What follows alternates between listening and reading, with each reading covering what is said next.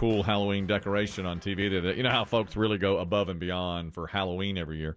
And this guy he was screening the shower scene from Psycho onto the side of his house. I mean, you could literally see it lit up on the front of the house. And it's her being stabbed in the shower. And the music was playing, too. And everybody loved it except his neighbors because it plays all the time. Is there a rights issue here? I hate to get legal in on this. Could be an HOA issue or something. Because but there were like knives, shapes on the trees, and shapes on the windows. Oh, yeah. But this, I'd not seen this. It was like the movie was being screened on the side of his house, you know. I don't even know how he set it up. My wife says that near our house, there's a family that kind of steps up their game every year with their yard art. And she sees it every day on her way to work. And they have skeletons as Breaking Bad characters. Mm-hmm. They have skeletons. They have a Walter White character. Mm-hmm. They have a Pinkman character. They have a Winnebago. And they have smoke billowing out of the Winnebago as they're cooking meth. Well, that's smart. it's so different. I mean, they're not typically what you associate with Halloween. That is different. I just saw a story on the news of a guy who loves Halloween so much that year-round he puts skeletons out in his yard. And everybody complains, and it's on a road that's fairly well-traveled, and everybody complains about it. And he has them dressed up as different things. You know, some days they'll be cops or something like that, and some, just all year long. And one woman passed by it every day for over a year on her, or not every day, but once a week on her way for chemotherapy, for treatment for her cancer. She had breast cancer. So she always looked forward to seeing the skeletons. And unbeknownst to her, the guy was fighting against HOAs and, the city because people had complained about the skeletons. And she didn't know this, but on her, like a few weeks before she was done with chemotherapy, she wrote him a letter and stuck it in his mailbox and said, I just want you to know these skeletons have gotten me through chemotherapy. So on the last day she goes, my last appointment is next Tuesday, and then hopefully I'll be declared cancer-free. So on her last day, he had them all holding signs with her name saying, good for you and way to go and stuff like that. Well, of course, I started Waterworks in here, and she was declared cancer-free. And went and met him, and now, I'm sorry. And then the city came by and knocked everything down. Yeah. That's why he's crying. Yeah. Why are you crying, Father? Because the city won. The city won. Finally. The good guys got one. I just wanted to tell you, beep, beep, beep, beep.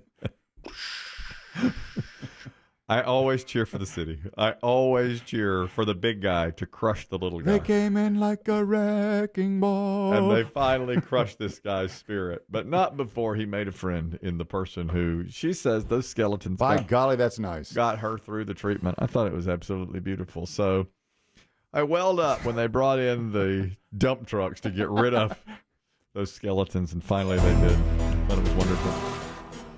Go catch it. It's a Steve Hartman piece. Go catch it on CBS. Hartman's good. Very good. Oh, he's the best.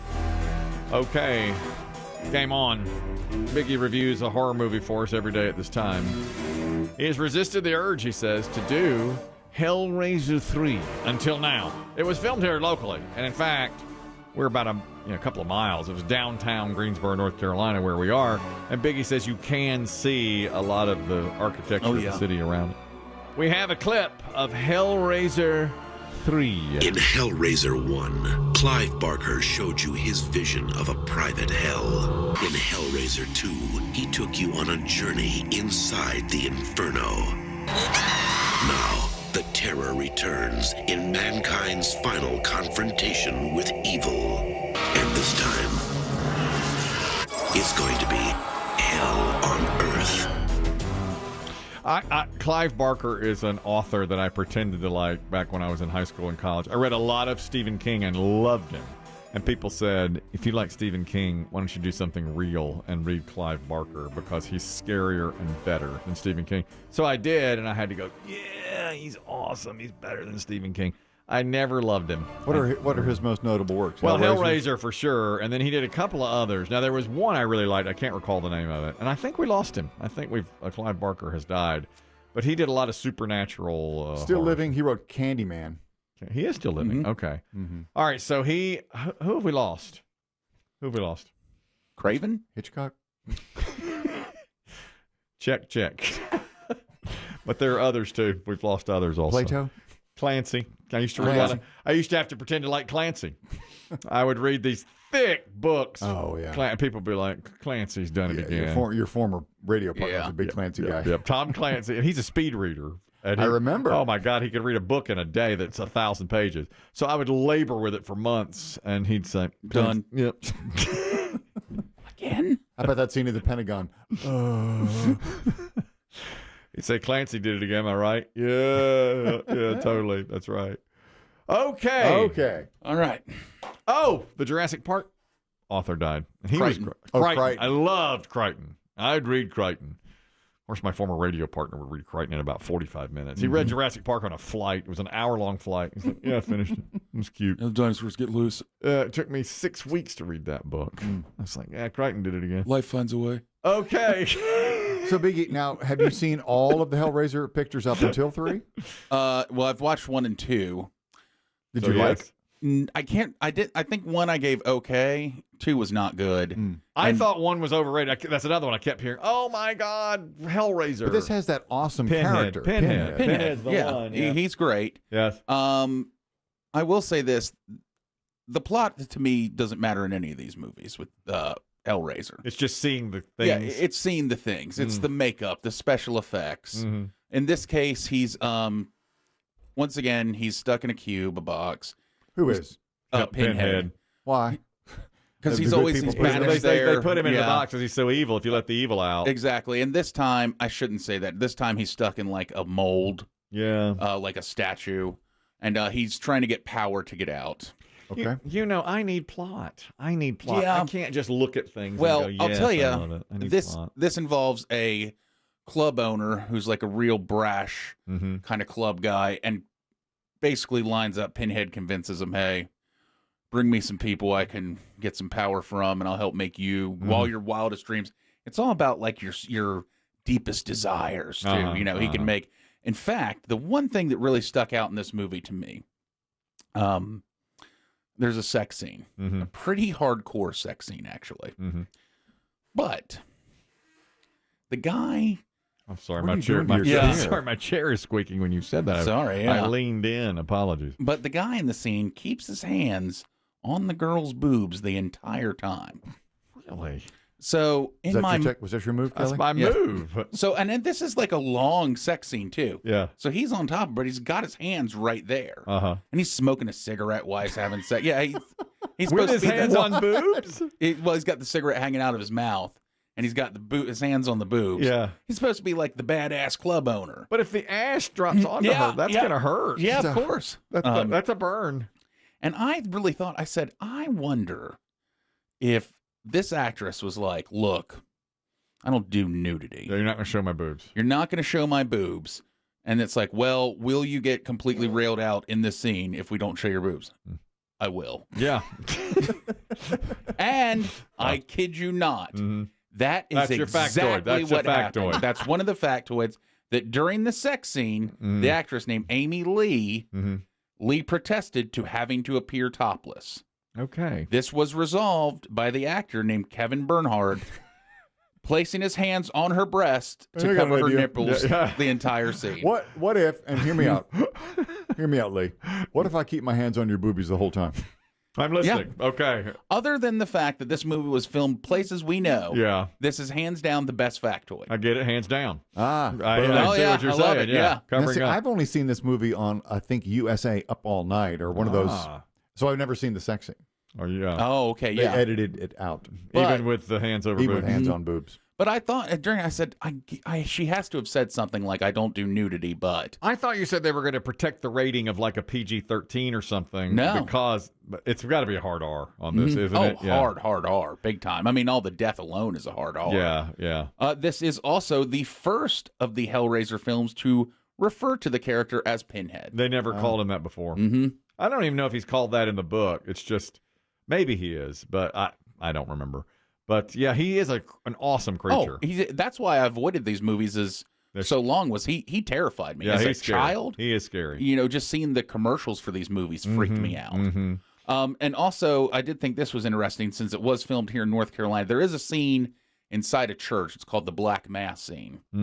Well, that caused a lot of controversy. I remember that term, the Black Mass scene. Yeah, and the socially conservative side of North Carolina. So much so that the crew, which was a lot of local crew, said, "We're not filming it." Really? Really? I'm not going to be a part of this. What year did this come out?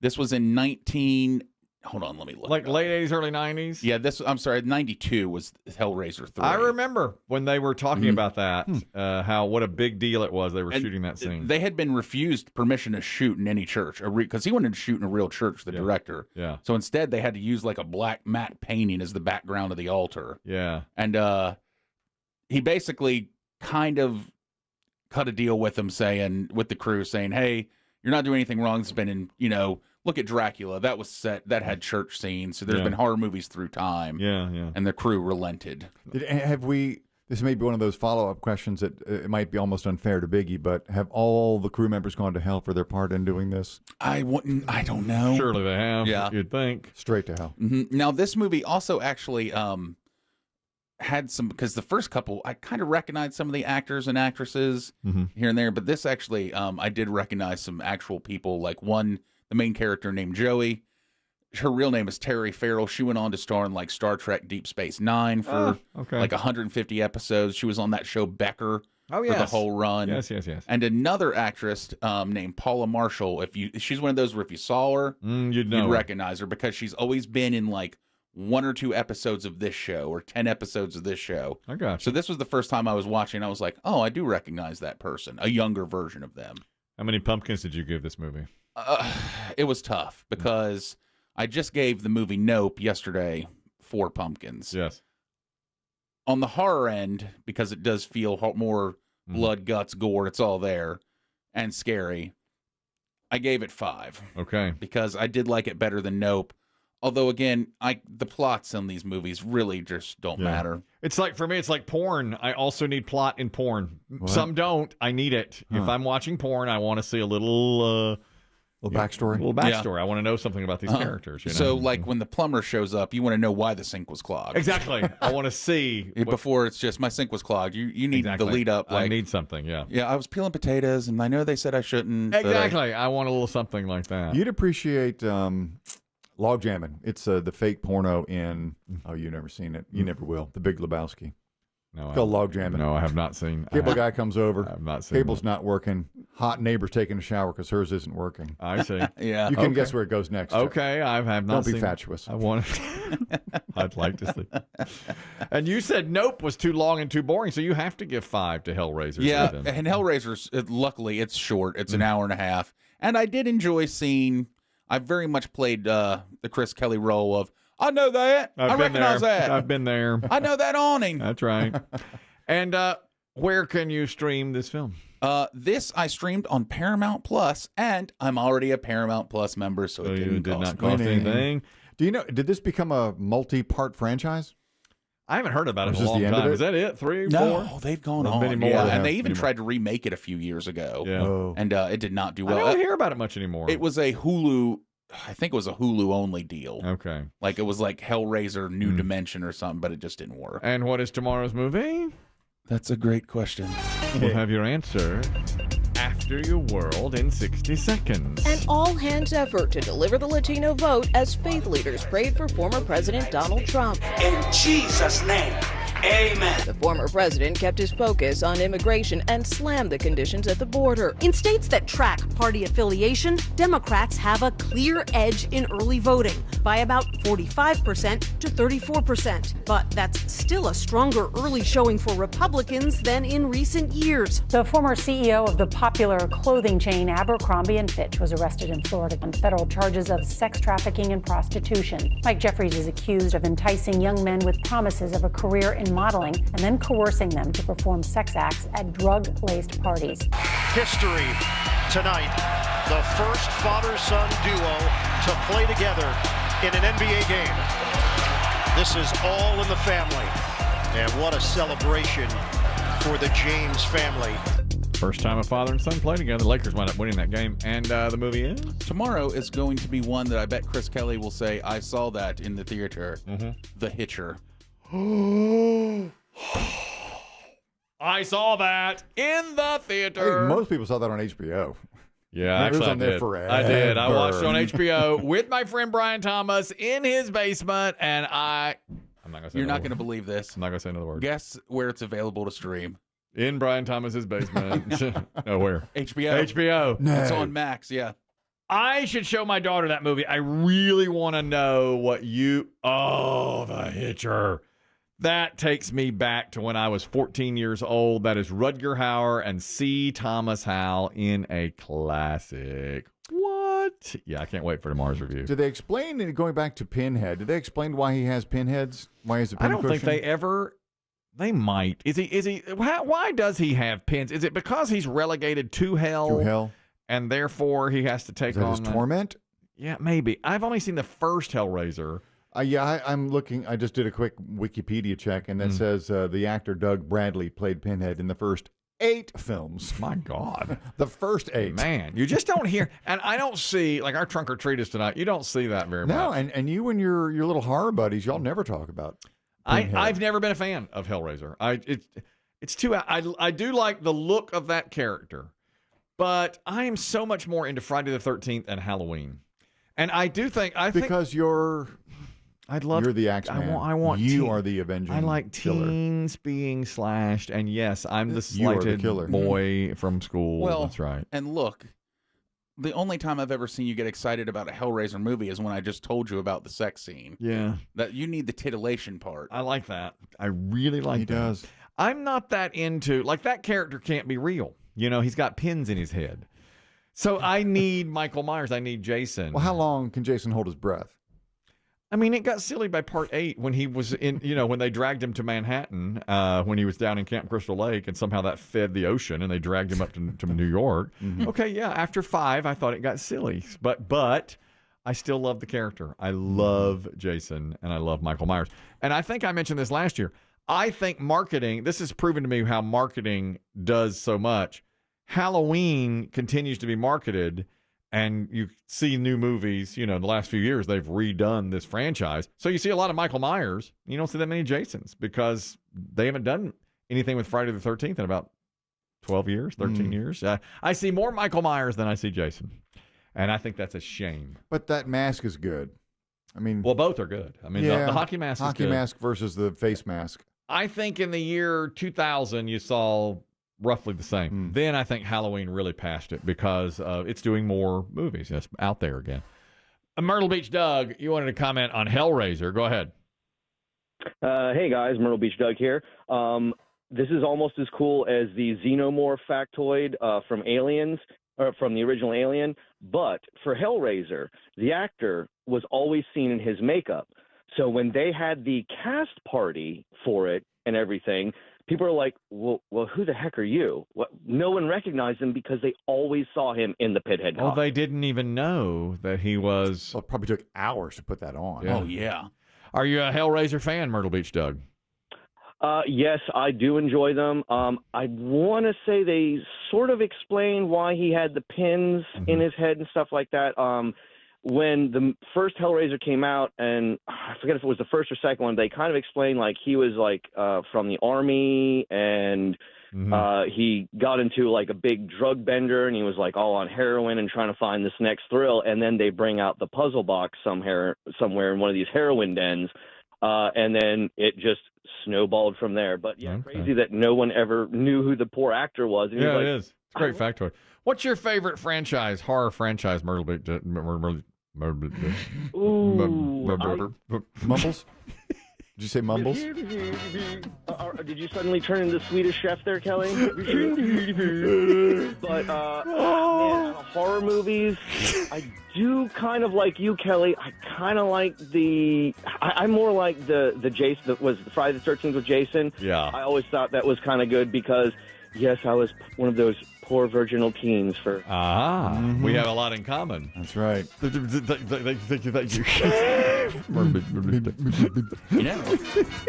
you. we'll be back in Myrtle Beach in a few short months. Yes. Maybe you two should get high together and discuss horror movies.